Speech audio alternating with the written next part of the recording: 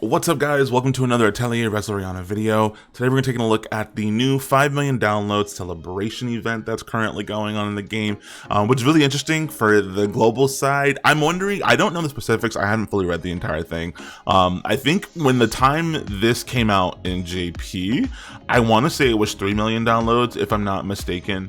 I believe that's correct. So currently right now, I guess we're at 5 million. So that's always great. You know, we've got 5 million people who are taking the time out to play this game, and you know what, I love to see it because that just tells me that, you know what, people are interested in it. That means this game might have a little bit of longevity, so who knows, we'll see.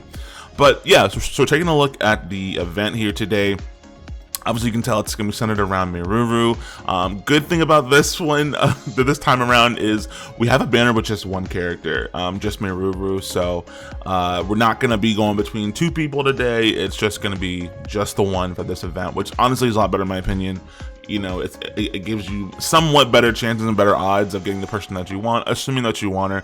But of course, we'll get into that here in a second as far as the specifics for her character.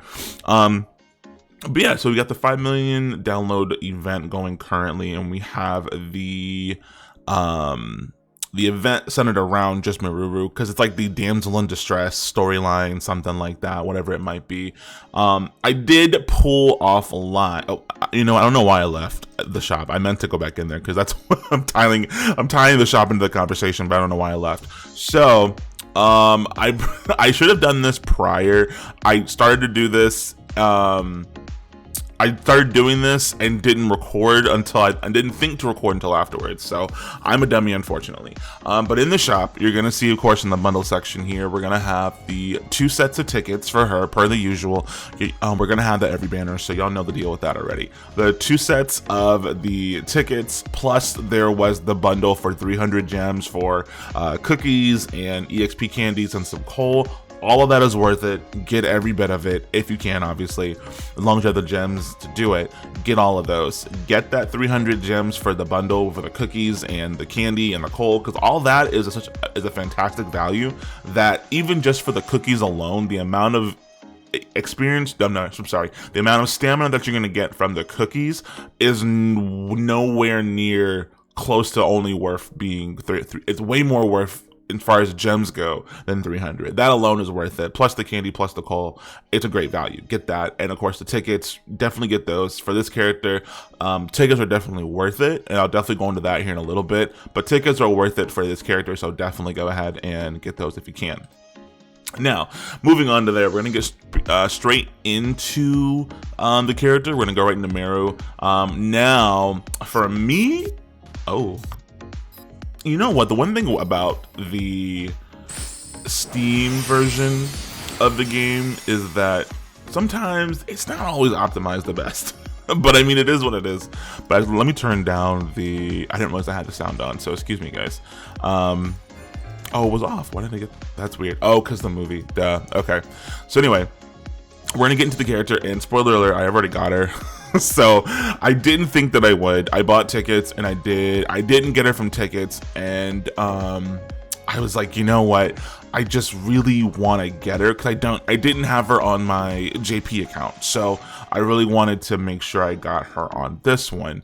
Now, I said we'll get into it here in a second, but when it comes to Meru as a character, combat wise, you're not gonna use her for that.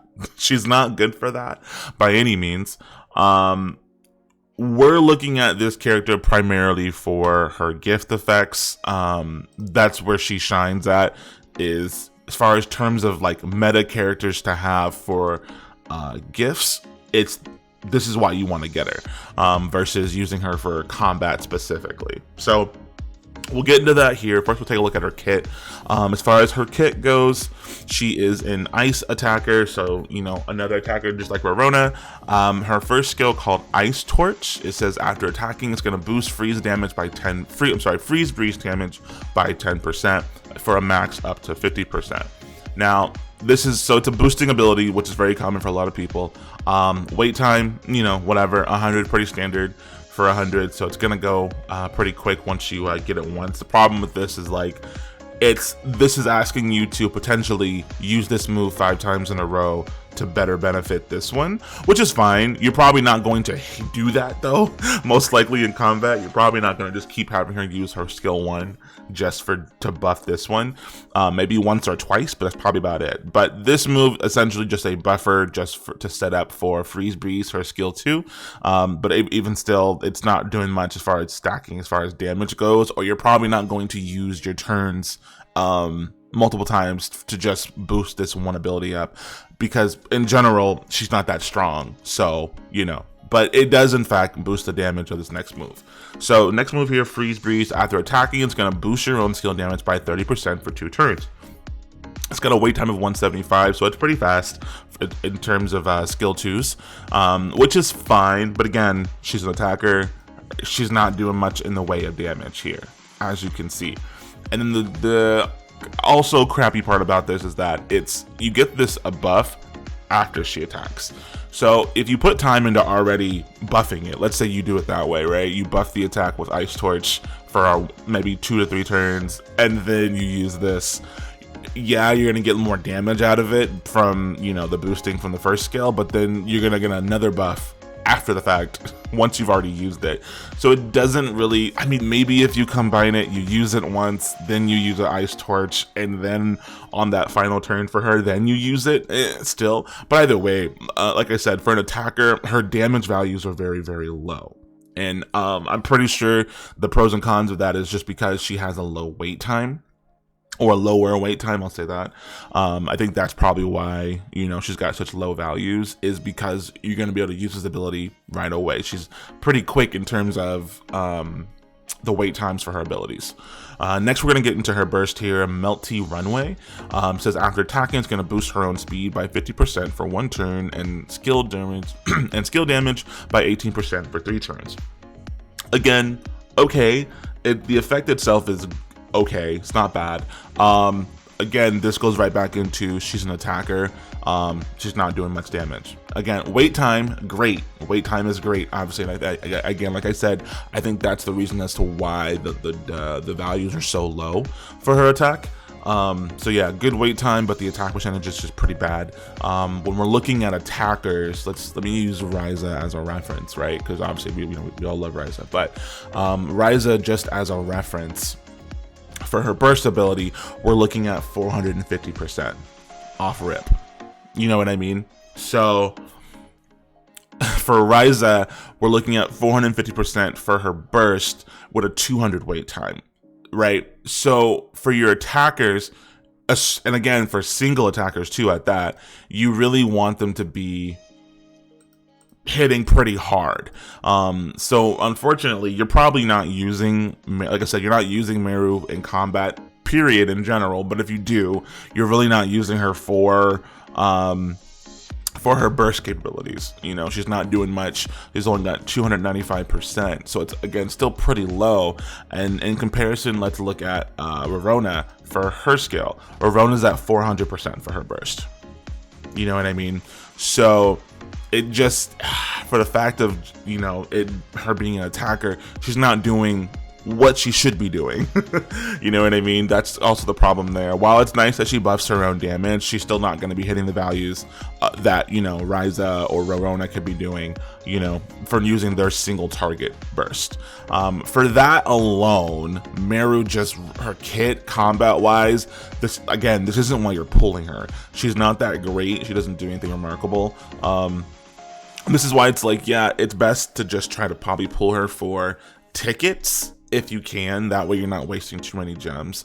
Because unfortunately, this is one of those times where it's like, the way I look at characters in this game, outside of someone who makes content and things like that, as someone, if I had, because you guys already know I'm not free to play by any means, if I had the free to play mindset, if I was someone playing this game free to play, I probably want to go for characters that I'm going to be using in combat. I'm not going to be just wasting gems on characters that I'm not going to use, because what's the fun in that? You know what I mean? And you're going to get more fun and more utility, or not more utility, but more usability out of characters that I really, really like, who are going to quote unquote carry and be the meta. I'd much rather do that as a free to play player. So that's probably the way I would want to look at it if I was someone who was having to be conscious about where my gems are going to be going. So as on the outside looking in, you know, if you are able to spend a little bit more outside of her gems, outside of your tickets, if you can do that, if you can run a couple gems for her, like maybe 1 or 2 pulls, and you really want to try to get her, sure. But for combat, you're not going to be using her. We're going to be using her primarily for what her gifts are. And obviously the first 2 gifts here are crap. We're not looking at that. But her equipment one is really, really, really good. Her gift is going to be single attack power up. It's going to burst single target skill power by 3 to 25%. Now this is really great because this is skill power. We don't have another character who we can use skill power on that connects to complete a chain. Currently in the game anyway. We're going to get one down the line towards, I think, where JP currently is right now in its runtime. The character that just recently came out over there, it's going to be for, I think it's Toturi. She's became like a new meta character for Synthesis. But anyway, as far as Meru goes, this is the reason why you pull her. She is going to give you skill power up. Granted, it's single target, but it's for attackers anyway. For your attackers, that's what you're going to be using. You're going to be wanting skill power in general is always great, but single attack power, single attack skill power. God, I can't say that back to back. Is phenomenal because what her colors are is green and yellow, so she can directly connect to Reuven, who also has skill power. So now we have a complete chain in terms of being able to get skill power on your ability, on your synthesis, on your crafts. So that's what makes this really, really, really, really good, is because now we can complete this full chain to give you more chance, to give you 3 times the chances. Well, I guess 3 times or triple it, I guess is how you probably should word it, to like essentially triple your chances of getting a higher skill power version on your crafting, on your synthesis, because now we can have Reuven, Meru, and I think, what is it, the zapping water is what also gives skill power. So now you have a really good chance of getting those higher values for skill power on your crafts, on your synthesis, because for your attackers, this is what you want. You really want to have skill power across the board on your weapons and gear, etc. So this is really going to set you up going forward in the future. Now, like I said, we're going to be getting another character down the line, but that's probably several months from now before we finally get to see that next character that becomes, you know, the replacement or someone else we can add to the meta who's also a really good combat character, but we're not there yet. So that's unfortunate. But so in the grand scheme of things, like I said, you're looking at Meru in the sense for, if you're pulling her, use your tickets. If you're not going to use her in combat, it's primarily, she's primarily going to be setting you up just for crafting. And it sucks because in the grand scheme of things, like I said, you want to pull for these characters because you want to use them. You want to see them and see their abilities. And that's what makes it fun, especially in combat, when you get to see, like, you know, their cutscenes or whatever, animations for their ults and things and such. Meru's not that. You're not using her for that. She's simply just used mainly for synthesis.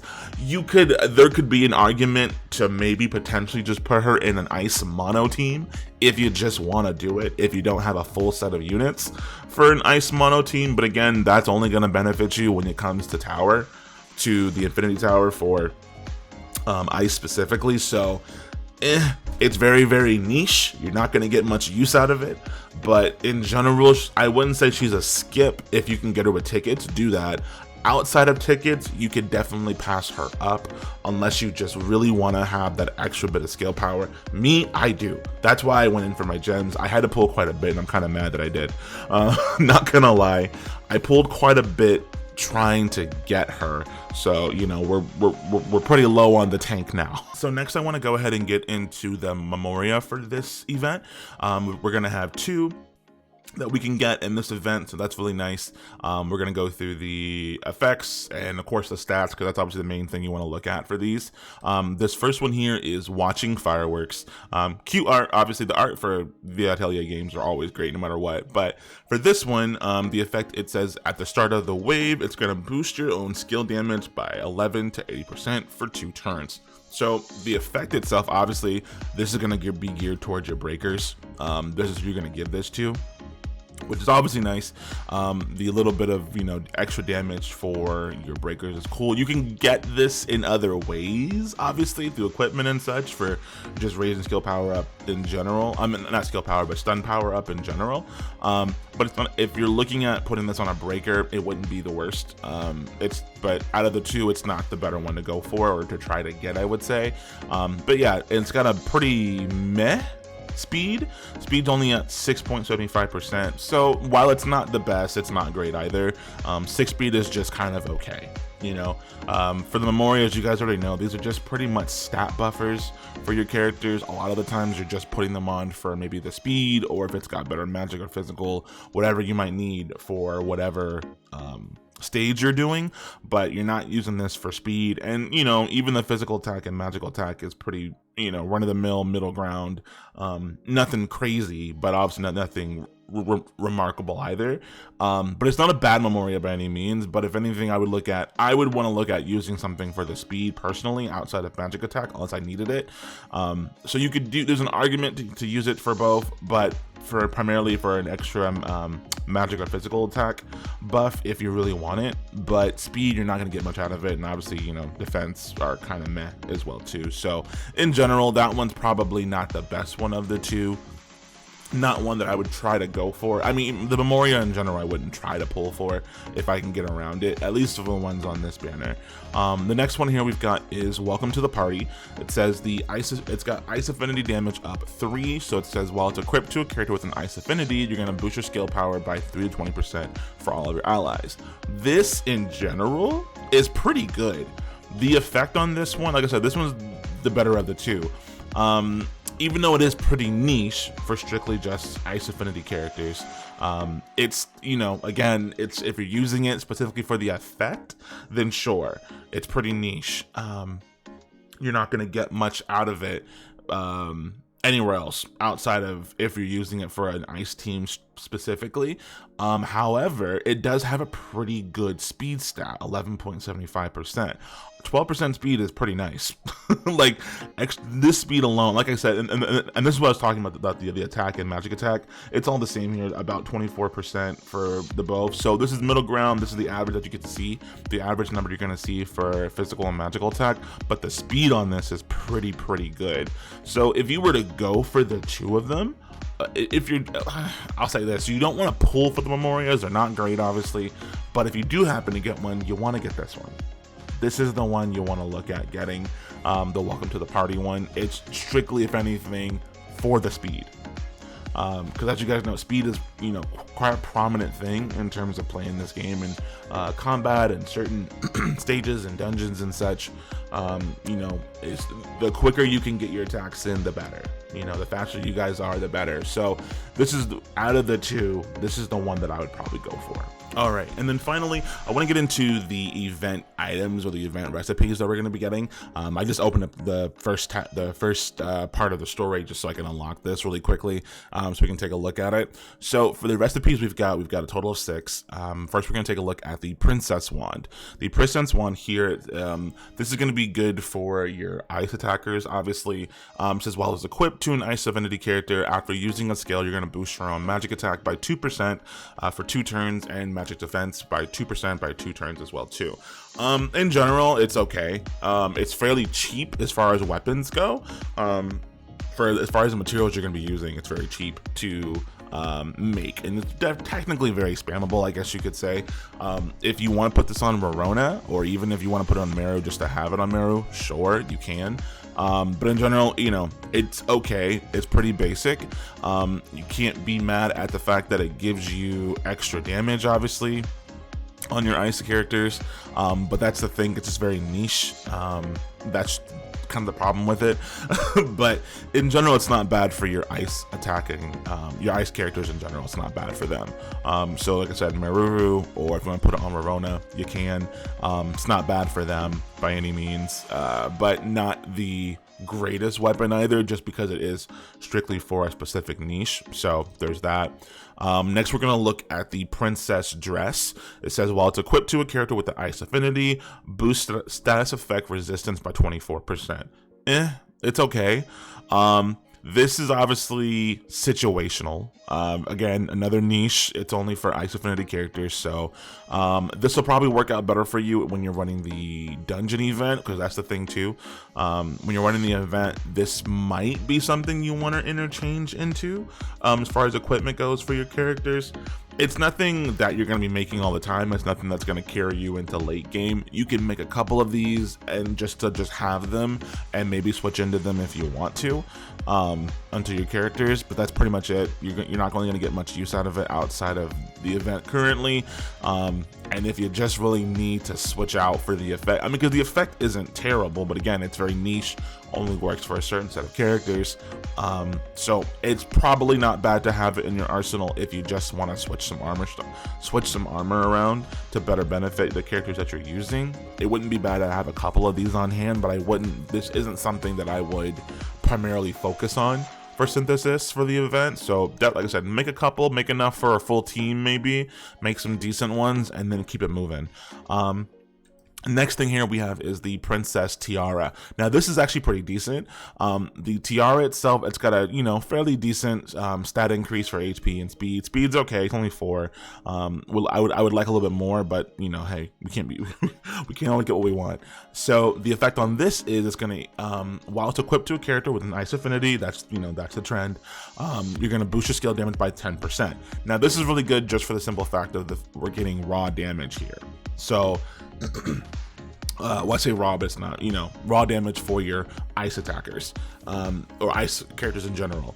This is what's going to be really good for them. I would definitely make quite a bit of these just to have, I say make quite a bit, but make enough so that you have the best stats possible on them, the best traits and whatnot.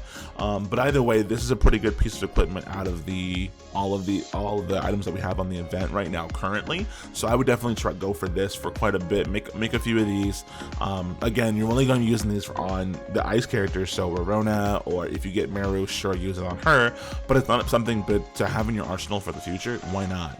It's not bad whatsoever. Again, you're primarily making this just for the effect that it has, because we don't really have too many accessories, at least to my knowledge anyway. I could be forgetting, but we don't really have accessories that give damage like this. Most of them are different passive buffs and effects on characters, so something that gives actual skill damage is pretty far few in between. So I would definitely make a couple of these, make some decent ones if you can. Again, not something that I would primarily focus on just because it is very niche for the characters you can use it on, but maybe get 1, 2, or 3 that are pretty good to put them on, Rorona, or if you want to put it on Meruru for combat, sure, put it on Meruru. But that's it for that. Now this one, the next item here, the Hero Sword, this is the one you want to focus on. For the Hero Sword, we get a really good flat damage increase on physical attack, so it's going to be for your physical attackers. It's going to boost skill damage by 12% when you're at 70% or higher. So for the most part, most of the time when you're fighting most stages, you're gonna keep this buff up for the most part. You're gonna always be able to benefit for this, unless you're fighting like a boss monster that's doing crazy damage, whatever. But primarily, you're going to be able to keep this buff, and even if you lose it, you're not losing much. Your damage shouldn't be dependent on this 12%, obviously. So, but it's very, very, very, very good for your physical attackers. This is probably the main item I would focus on. It's got a really low cost in terms of how much you can make for the amount that it costs as far as materials go. It's very, very cheap. So run the event quite a bit, you get the materials to be able to do it, but it is very, very low in terms of materials, so definitely spammable to make as many as you possibly can, or many good ones as possibly can, especially when if you get Meruru to just increase that skill power up. This is going to be phenomenal. This is going to be really, really, really good for a lot of people on their accounts. So this is probably the main thing I focus on. Next, we're going to look at the hero's armor.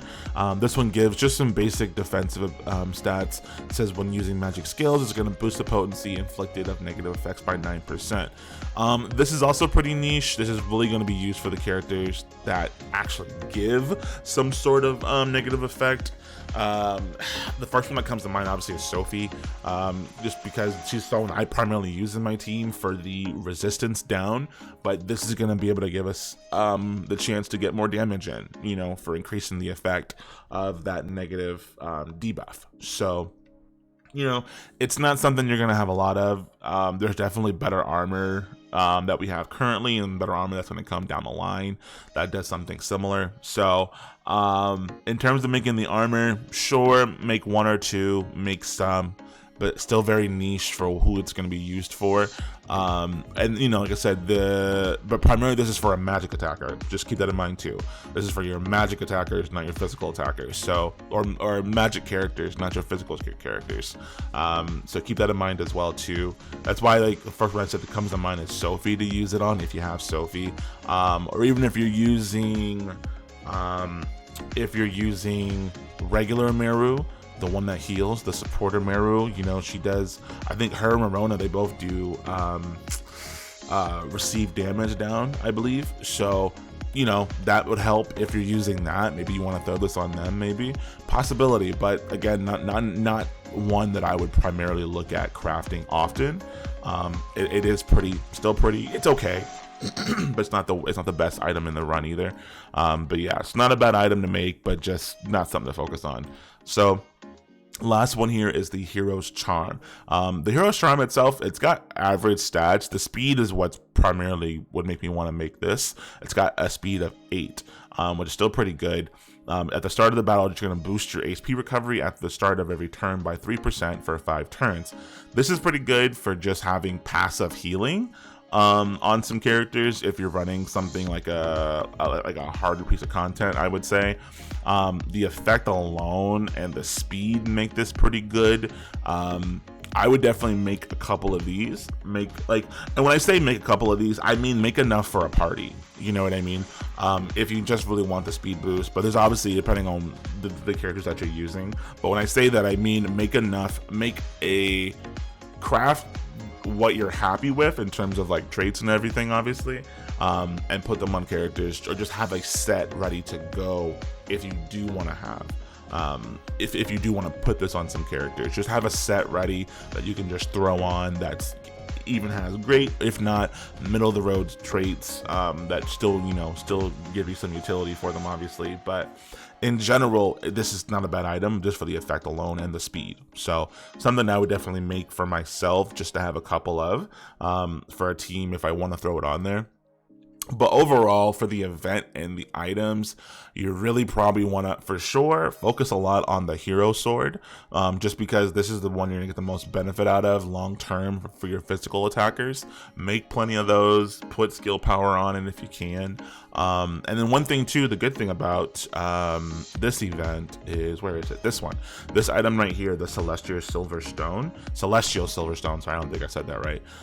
You can get skill power on it, which is nice, but I think, I don't remember the colors. I don't think it matches up with anything that you could use in a skill chain. I mean, not in a skill chain, in a crafting chain. I don't think it matches up, but to just have the item on hand, so in the future, not bad. If you can keep some of these on hand for future synthesis, it might benefit you that way in the long run, who knows. But we don't really have any other items or dungeons that we can spam like this besides the ones, for like zapping water and such.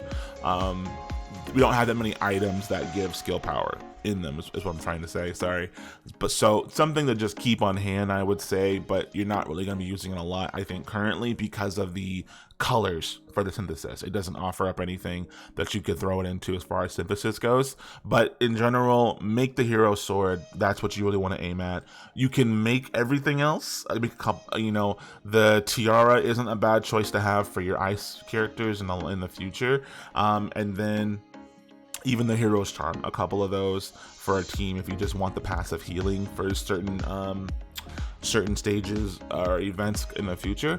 Possibly something that you want to use, but that's what I would mainly use, is the Tiara, the Hero's Charm, and most definitely make a lot of the Hero Sword. You're gonna need it. It's gonna come in clutch for a lot of characters, so definitely make quite a bit of those. And the rest of it is pretty niche, like I said, or situational. So You're not gonna make a lot of the wands, you're not gonna make a lot of the dresses, and like I said, even the hero armor is still pretty meh, but it's usable on some characters, so not the worst. But primarily Tiara, hero sword, and a small bit you can make a couple of the hero charm as well too. But that's gonna be it for today's video, guys. I hope this helps. I hope you guys found this very informative in terms of making decisions for what to look out for and who to pull for, etc. In terms of this event currently. But to just generalize everything and summarize it all, Meru is a good character to try to get with tickets. If you just really want her for her gifts for synthesis, you could try to push a little more with gems. I wouldn't necessarily recommend doing it, but if you can afford to do so, sure. As long as you get her, right?